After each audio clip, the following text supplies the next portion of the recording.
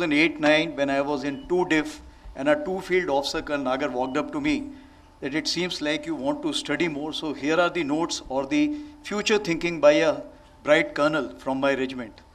And I looked through that. I was slightly confused, but I think that is the time I got intrigued that I must follow this colonel more often.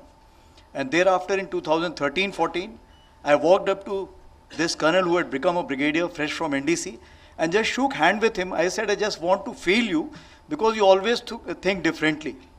And it so happened that in 2016, I suddenly found my high command wing commander happens to be the same man, that is General Raj Shukla.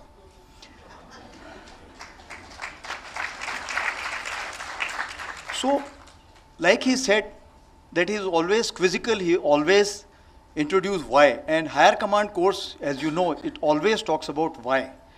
And 3 things which I picked up from him at that point of time, of course, this civil-military relations that time, later on fusion.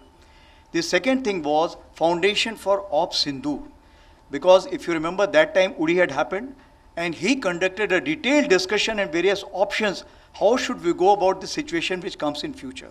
So I must concede very frankly as a chief when this situation came to me, it was a very normal thing for me because I had already seen this earlier. The third thing which he talked about was the transformation. And if you see today, if the decade of transformation, if we are going through, and of course I give the credit to General Pandey for that to start in 2023, I think the roots or the seeds were sown at that point of time. So when I picked up this book and the ADG Stratcom gave me this book, looked big because the draft is always bigger because in double lines and one side print.